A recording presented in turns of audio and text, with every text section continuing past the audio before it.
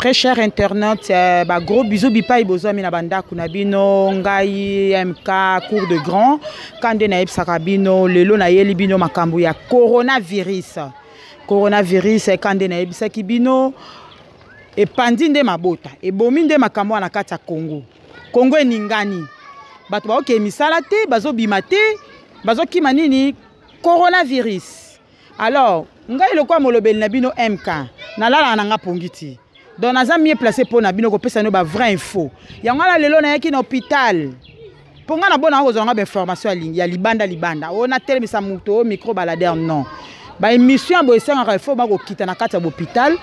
Le docteur est mieux placé à expliquer pour le virus à modèle à bout. Alors, ça plus tard, donc, nous avons un docteur. Aya. Bonjour, docteur. Bonjour madame. Présentez-vous docteur. Je suis docteur Kaboumena Kwanzambi Simplice. Je travaille ici au CERPES Ango, à Yolo Nord. Ok, merci docteur. Yebisa biso na no ba précaution ni bato bako kozwa pona virus oyo po Congo ningani bana bazokende ba classe te mibali bazomango sa misala lisusu te pona kaka virus o précaution ni congolais peuple ko kozwa pona virus. Ok, la grande précaution, c'est basé plus sur l'hygiène. Alors, l'hygiène sociale, l'hygiène corporelle. Donc, par là, qu'est-ce qu'il faut retenir? Ndenge bisika tofandi, ndenge tozana bandako par exemple, ta una lingi kulia, il faut na sokola maboko, ta una uti na toilette, il faut na sokola maboko, et quoi assainir milieu, c'est-à-dire kolongola ba salité. Et au point de vue social, il faut, comme opération par exemple Kinbopeto, il faut réellement opération Ezala mise sur pratique, il faut réellement pratiquer Nango Ezala de sorte que tout à à mesure, il y a qu'à éradiquer ou il y a qu'à éviter en amont le virus coronavirus. Ah, ok, merci. J'espère que Nabiso Boyo Kindenge, docteur Alobi, na bossana kikutu. Oh, les mois de la femme. Nabi ke poto monde entier bolanda cours de grand. Ba gros bisous à tous les mamans pour mois de mars o ezande fête na biso ba maman. Bo se protéger kana coronavirus. Boye bite hein? OK. Merci beaucoup. Sans plus tarder to kota suna kati pour azaka yemoko médecin a te to kota pe suna kati za médecin mususu alors belaka sur coronavirus. Kande na Sarabino MK cours de grand hier mi marama solo na séance tenga vraiment na kinarati na profondeur affaire corona donc virus ya corona ndenge lelo balobi ke koti na kati ya Congo na ko répéter ko yaka ke na lobaka bongo non yango toza na kati ya centre médical donc kutana docteur na biso ako se présenter yemoko. Bonjour docteur. Bonjour madame la journaliste. Ok, merci docteur. Yondo zali mieux placé à expliquer biso. Yondo zali mieux placé à lober la peuple congolais. Ndenge ni virus corona. Si c'est vrai, et ça vraiment na kati ya Congo. Bon, jusque là virus wana eza na kati ya Congo puisque avant-hier ba uto lobelare ba découvert ki Kamaro boé à partir de l'aéroport ba isola yango eza un hôpital de l'amitié sinon congolaise de Njili. Oui. Alors, il y a un virus qui a manifestation manifestation respiratoire, c'est-à-dire tout, rhume, fièvre, angine, tout consort. Alors, dès que déjà, tout déjà, moni déjà, bilo qu'on a déjà apparaître déjà, il faut vite que ça là tout, il y a isoler moutoana. Dans les bits, il y a contaminer juste puisque virus, la contamination est aussi par des gouttelettes de flies. C'est-à-dire, le banana mutu pembe ni show ba gouttelettes wana ba gouttelettes wana ekangio okoki pe kozala contaminé aux maladies en coronavirus. Oh là là, merci beaucoup docteur. J'espère babonner na biso bokika docteur ndenge nini alobi coronavirus wana ndenge ezali. Merci docteur. Siko opona ministre ya santé. Ndenge alo yo d'abord nanu yo médecin lobi ke bokombo yo ki mutu moko na aéroport ki aza na maladie ya virus wana. Mais biso toza ba journaliste auto landela vraiment ben faux à la loupe. tolandeli pe toyoki ndenge le médecin en question là au bolobi ke ye ayaki na coronavirus wana a porté ministre de la santé plainte contre ye. Bon, selon les informations ayaki eza ya solo parce que balobaki que c'est un Congolais vivant en France ou à zongela biso a bazwa kesoyi na hôtel moko boeti bakeko isolé ndenge pe comme ministre yende mutaza mieux placé pour na kozwa information na yango a diffuser information na liboso ezalaki na nki azalaki c'est un sujet belge mais comme que c'est un Congolais vivant en France, c'est la raison pour laquelle biso nous peut toza na information na. Ok, ce qui mingi na sobeta cette place wana po ndenge nga na yebi libanda mboka na coronavirus oyo ba olandelango vraiment bazo permettre même pas que muto azana malade yango amata même avion akende so place nini bazo coffrer bango quelque part. Alors comment yé muto wana zaki na maladie wana ya virus ba permettre yé na mboko ya uti na France azwa vol ti aya na Congo? C'est ça la question que Bishop peut toujours poser. Ni Moutouana ou na France a été na aéroport et puis bah libéré peu à comme petit place fois comme fois là. C'est la question qu'on se pose suite ya na aéroport ya Njilo ni ba détecta ki mbala moko Moutouana te. Bon, malgré ça, si les symptômes ne se présentaient pas encore, mais pour la nuit, mutu o hauti mboka libanda puisque balobi que France, Italie, ba pays wana nyonso ya Europe eza déjà atteint. Mais ndeni ni ke na aéroport na biso ba yebi que mutu o hauti France place épidémie ezali puisque quelques batu baza déjà atteint kuna na France. Ndeni ni faut mutu wana bazwa mbala moko ba isolé dans une zone de quarantaine mais ndeni ni ba lekisi ti e ya kokoma ke akomi nango manifester ba si neti ba ya ko tia na lieu d'isolation à l'hôpital Anji. C'est la question qui est vraiment difficile que nous sommes posés. Ok, docteur, c'est un peu ça. Biso sotozaka komi tuna. Yango na eb sarabino MK cours de grand. Mikolo na cours de grand. Bolo bana beso mingite ke o mima MK loga makasi non. Wana ba baptiser nga siko na kombo ya mami kanku cours de grand. Cours de poto saka mamba mikolo mamba minene kaka. Ah oui, ça chaîne moko don soyo oye na bisala sala. Tant pis pour toi po eloko moko donc ezali don soyo oye na oka papa ba lekisi mbala moko. Alors, docteur, et le monsieur ezali, ce que moi n'ai obéta qu'à c'était le camboana pambati. Tu apprendre le sous-biso le quoi tu as journaliste et tu l'as toujours macambo. Tu vois qui sous vidéo mon co na Chine, bah tout au baza atteint na virus corona. Gouvernement ya Chine a permettre na ba soda na ye, ba kota na ba famille tout. Ba banda robo ma bango.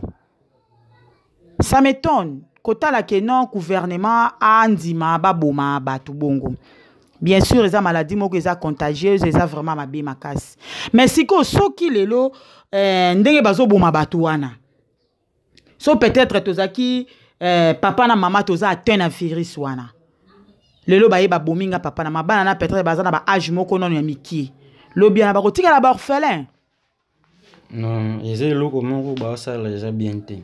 Batu oyo bazui na bokono wana normalement faut ba isoler bango ba kene dans une zone de quarantaine bazwa traitement pe babika. Ko boma bango les loko bien té.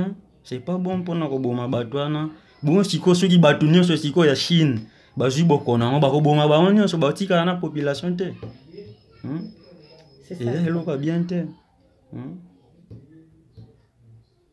Ok, merci beaucoup, docteur. J'espère m'abonner na biso bozo monaka docteur ndenga zoloba na pasi mingi na motema ya bokono wana en tout cas tozo yebate.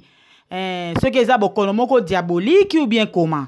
Pour ce plutôt talipe bien ka yango nde bozo loba ke o ezo bomo komi ko grave sango donc et comme au kende ka be corona ba comme pesa na ba comme ba corona. Mais zo talipe bien ba typhoïde, infection musupe ya maka c'est bon maka docteur. Oui, surtout ici à Kinshasa, comme tout ça, na ba dépotoir par-ci par-là, ba déchets par-ci par-là, tout ça rami une victime, ya bangongi. Suite, ya opération bopeto bo toyo kaka bopeto kana monoko mais na misu boyezo mona na te fièvre typhoïde vraiment et ça la pérage même malaria puisque ce sont toutes ces maladies là qu'on appelle les maladies des mains sales. Mais une chose on a connu qu'on souligner pour le coronavirus. Bon, coronavirus oui. Et quoi mais il faut c'est qu'il faut savoir que nous sommes dans une région qu'on appelle les régions tropicales. Biso toza batu o to vivaka na zone où la température est très élevée, 29, 30, bamsudu bambanda ba komati ba 31. Oh, les virus là-bas na Chine, tina ba pays d'Europe, bango baza ba pays au fraîcheur eza makasi. Les virus survivent jusqu'à 18 degrés. Moi je me pose la question. Awa ekoyande pour biso to vivre déjà au-delà de 18, 29, 30, 28. Est-ce que virus est-ce que vraiment batu bakobela puisque nous vivons dans une zone de haute température? Est-ce que virus wana se transmettre à vie l'augmentation de la hausse de la température que nous vivons ici au Congo? Ok, quand tu marques, on a médecin docteur de lobby, boyo kendenga zoloba. Température ya Congo ndenge zali donc c'est pratiquement impossible que maladie wana et vanda vraiment na kati ya Congo. Pour Congo température boyo kande médecin à lobby modo moya loba trop ezate. MK moya a loba mingi ezate. Bo landi vraiment docteur de prendenge ni na lobby. Merci docteur na makambo sur le beli biso précaution nini au peuple congolais. Akoki kozwa na temps oyo ndenge bazolobela po ba maladie on ezaka po na virus te mais ba infection ebele ezobima o précaution nini o bana Congo bakoki kozwa yango ou bien monde entier. Bon, précaution a pas na biso na Congo. Bon, précaution à prendre c'est seulement bon pour na maladie nyonso normalement ko évacuer bisika nyonso ba dépotoir ba déchets wana ezali. Évacuer puisque yango ebenda biso bangungi yango ebenda biso biloko ebele précaution ezali susu bato baza mingi ba proximité ba mapango bazalaka 27 portes 30 portes na kati ya lupango moko basalelaka toilette moko normalement il faut éviter loko il faut pas kokotaka na lupango za déjà bato porte 30 portes tout comme ça puisque nyonso wana tu peux être contaminé pona virus au réseau ko s'aimer déjà père déjà biso na Congo puisque muto atambla na neti ngai na uti commune na Kinshasa nazoya pona ya koto na lati masque nanga ba jeune moko boye balobi longola ngozo belela milimo mabe balingi babeta ngai ti na longoli yango na belela milimo mabe. Alors question ezaka été normalement faut éviter place batu ebele bazali ko faut ko éviter ko pesa na mbote normalement. Oui, il faut lata masque puisque d'abord nous vivons d'abord dans une air polluée. L'air que nous respirons c'est une air qui est polluée. Alors il faut éviter tout ça, ko éviter ba place batu neti na bazando na place sika batu ebele. Alors moi je crains beaucoup que ceux qui virus wana pena et pena ceux qui ndenge batu ba lobela biso ça la biso bien te puisque nous prenons les transports en commun. Ba transport wana tout consort bazando wana kene na Victoire ba tout plein kene na rond-point ba tout plein donc ce qui est vraiment tout cas nzamba talaka likambo sinon ça biso passe. Ok, merci. J'espère nos téléspectateurs abonnés. Boyoki kandenge docteur alobi donc nzambe akotaka likambo oyo. Na yebi ke mboka Congo nzamba yebi biso to bonde la vraiment nzamba solo ako permettre te ba maladie ya boye eye la biso. A permettre ngo jamais en tout cas ba bonne na biso kande na yebsaka bino MK cours de grand ye amemara na ye makambu te ke so ndenge nini ngana kendara vraiment na profondeur. Na ko linga te ba maladie o kolora ndenge ye epesi batu ngana zoka radona ke na pesa bino ba fomo robo ya likolo non il faut na ya vraiment na source ba médecin de baza mieux placé ya ko informer biso ya ko expliquer biso nini to ko sala. J'espère ba bonné o bino bolingaka Early Chikeva Kimbangu TV chaîne wana o epesa bino bilengi chaîne wana e motivera bino chaîne wana epesa bino ba vraie info Yangwana lelo na ela kibino docteur na biso boyo qui est vraiment bolandieux de près. J'espère ya mingi kolobezalité. Bon docteur akopesa bino kombo na ye, pe akopesa quelques personnes na ye mbote en plus akosituer place si hôpital ezali. Hello, mususu na lina bakisa. Actuellement faut kosokola maboko outi toilette osokoli maboko olie osokoli maboko opesi mutu mbote so ebaki opesi mutu mbote faut kosokola maboko na savon antiseptique tout consort pour éviter toujours transmission. Justement toza ngai comme na ngai docteur Domain Kiawete toza si avenue Ango situé entre la route Kimwenza et la route université. Toza centre médical Serpes Ango numéro 38. Bon, on a profité peu pour ça. Baninga na msho toza na banga sika msala docteur Kabu. Mais na kwanza mbote na pesi la joie mbote na pesi maman Olive mbote na pesi Léon mwana bumbu mbote na pesi pe Jean-Luc Paka mbote. Ok, merci docteur. Nabosa nakate Dodo Vipi Motema ya Erli Chikeva. Ba gros bisous mon patron. Oazo sala MK Azala. Kanda lubanake mi matana se yo mona mon patron. Na lela au fort talaka patron nga sola kitoko patron mo aloba trote quoi. Na la patron na Erli Chikeva Kimbangu TV. Oazo sala makambo bien. Oazo pesa guna bilengi na chaîne oyo. Yo so ke ko s'abonner place msu mitali yo. Ba nozono ka ben fo moko ya lokuta. Après temps yo ko s'abonner place msu ta o. Mais alors, je vous en prie, Bamina Biso, bon s'abonner massivement à Erli Chikeva Kimbangu TV. Yasuka na lina loba toza na campagne chirurgicale na centre médical Serpes Ango, tout ça là-bas, appendicite na $50, hernie pe $50, campagne ango aussi là, na fin du mois. Oh là là là là là, vous voyez, hein, surprise, hein, quand des naïbs sarabino ke, MK, yeah. Cours des grands, mikolo benga mlonge loka makasti. Na tango na opeme mikolo cours des grands po ba baptiza kinga déjà na kombo ya cours des grands. Bo mona pe na koyela bino ba image wana ndenge ba baptiza kinga na cours des grands. Donc na omona na ngate muto okoka na cours des grands.